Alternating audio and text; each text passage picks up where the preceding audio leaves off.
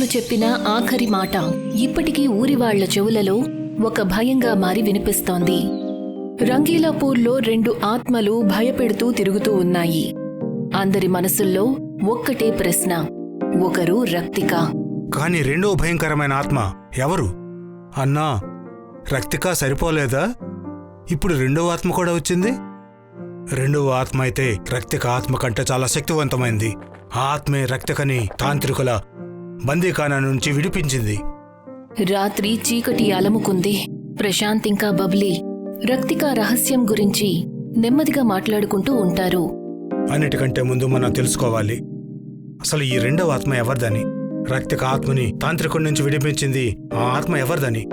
అన్నయ్య, మనం గనక రక్తిక రహస్యం గురించి తెలుసుకున్నామంటే మనకి రెండవ ఆత్మ గురించి సులభంగా తెలుస్తుంది. మనకొక విషయం అయితే స్పష్టంగా తెలుసు, రక్తిక రాజా రుద్రసింగ్ మీద పగ తీర్చుకోవాలనుకుంటుంది. ఇంతకీ ఈ రాజా రుద్రసింగ్ ఎవరు అన్నయ్య? అది మనకి లేఖ్పాల్ అంకులే చెప్పగలరు. ప్రశాంత్ ఇంకా బబ్లీ లేఖ్పాల్ అంకుల్ ఇంటికి వెళ్తారు. అక్కడ పాత రహస్యం నీడ వాళ్లతో పాటే తిరుగుతూ ఉంటుంది. బాబాయ్ గారు, నేను రాజా రుద్రసింగ్ గురించి తెలుసుకోవాలి. అసలు ఆయన ఎవరు? ఆయనకి రక్తికతో ఏం సంబంధం ఉంది? ఆ మాట వినగానే లేఖ్పాల్ తన దగ్గర ఉన్న పాత వివరాల కోసం వెతుకుతారు. చాలా వెతికిన తరువాత అతనికి రాజా రుద్రసింగ్ పేరు దొరుకుతుంది. బాబు, రాజా రుద్రసింగ్ రత్నాకర్ రాజవంశానికి చెందిన 4వ మహారాజు. ఆయనకి రక్తికతో ఏం సంబంధం ఉంది? దానికోసం నువ్వు రత్నాకర్ రాజవంశంలో రాసి ఉన్న రత్నాకర్ గ్రంథాన్ని చదవాలి. అందులో అన్ని వివరాలు లభిస్తాయి. ప్రశాంత్ ఇంకా బబ్లీ రత్నాకర్ సంగ్రహాలయానికి వెళ్తారు. అక్కడ పురాతన కాగితాలతో పాటు ఒక భయంకరమైన నీడ కూడా దాగి ఉంటుంది. వాళ్లకి ఎంతో పురాతనమైన రత్నాకర గ్రంథం కూడా లభిస్తుంది.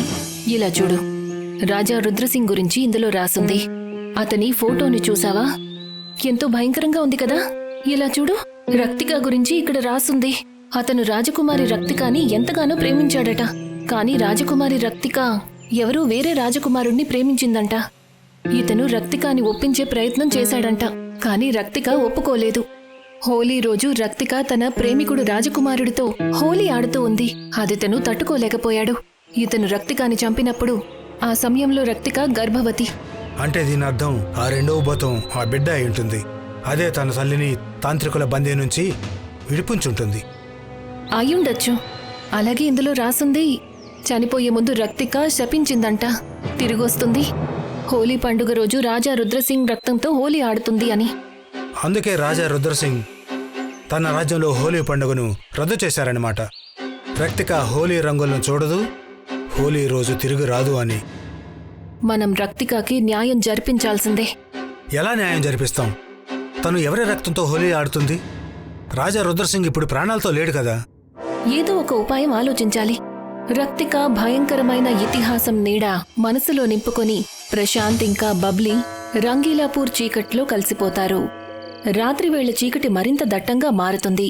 ప్రశాంత్ ఇంకా బబ్లీ ఇంటికి చేరుకున్న తర్వాత చూస్తారు, ప్రీతి ఇంట్లో లేదు. ఇద్దరి మనసులో ఒక భయం అనేది మొదలవుతుంది. అమ్మా, ప్రీతి ఎక్కడుంది? ఇప్పుడు ఎవరిని చంపడానికి వెళ్ళింది? బాబు, ఎక్కడికి వెళ్ళిందో తెలీదు. వెళ్లేటప్పుడు నేను భయపడి తనని ఏమీ అడగలేదు. వెళ్ళి తనని వెతుకుదాం పద. ఇప్పుడు ఎవరిని చంపుతుందో ఏంటో తెలియదే. ప్రశాంత్ ఇంకా బబ్లీ ప్రీతి కోసం వెతకటానికి బయలుదేరతారు. రాత్రివేళ చీకటి ఊరంతా అలుముకుంటుంది. రక్తిక మీదున్న భయంతో అందరూ కూడా తలుపులు మూసుకుని కూర్చుంటారు. అప్పుడే ప్రశాంత్ చూస్తాడు, ప్రీతి గాలిలో ఎగురుతూ వస్తుంది. తన చేతిలో పిల్లల బొమ్మలు ఉంటాయి. అలాగే తన మొహంలో ఒక భయంకరమైన నీడ. ఇంటికి తిరిగొచ్చాక ప్రశాంత్ ఇంకా బబ్లీ తమ అమ్మా నాన్నలకు రక్తిక రహస్యం గురించి వివరిస్తారు. మేమిద్దరం రక్తిక రహస్యం గురించి తెలుసుకోవడానికి రత్నాకర్ సంగ్రహాలయానికి వెళ్లాము. అక్కడికి వెళ్ళాక మాకు తెలిసింది, రక్తికాని రాజా రుద్రసింగ్ హత్య చేశాడని.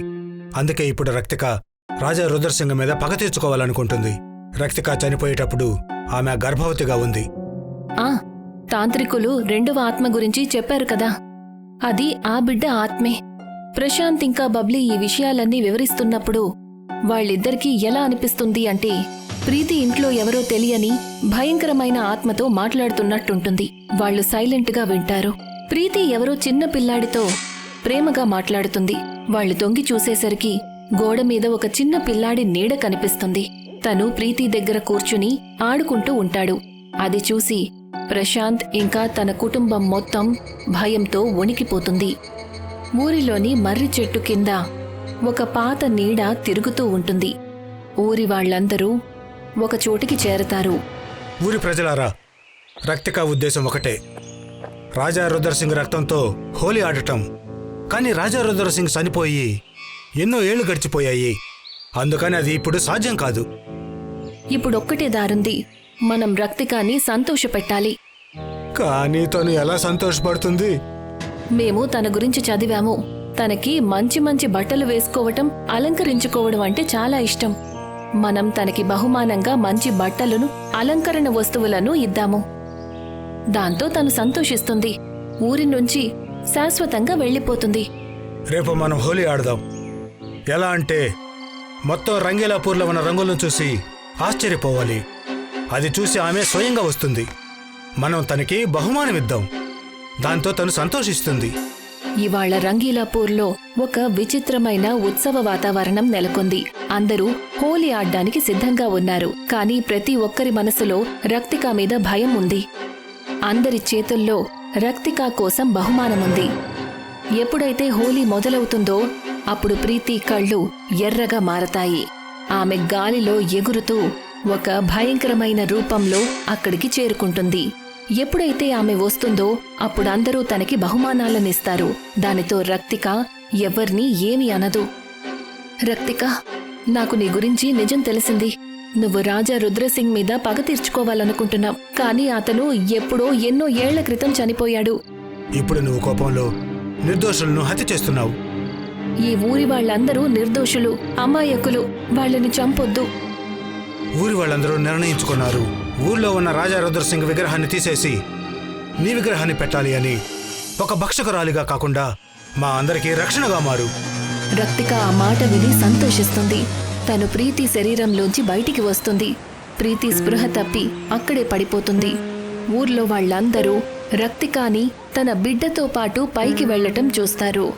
అక్కడ ఒక భయంకరమైన నీడ శాశ్వతంగా మాయమైపోతుంది. మీరందరూ హోలీ ఎందుకు ఆడుతున్నారు? రక్తిక వస్తుంది. ఇప్పుడు రక్తిక ఎప్పటికీ కూడా రాదు. ప్రశాంత్ ప్రీతి యొక్క మానవ రూపాన్ని చూసి సంతోషంతో గంతులేస్తాడు. తనకి పూర్తిగా కథను వివరిస్తాడు. రక్తికాపూర్లోని ప్రతి మూల రంగులతో నిండిపోయుంటుంది. భయంతో నిండిన నల్లని నీడ శాశ్వతంగా మాయమైపోతుంది.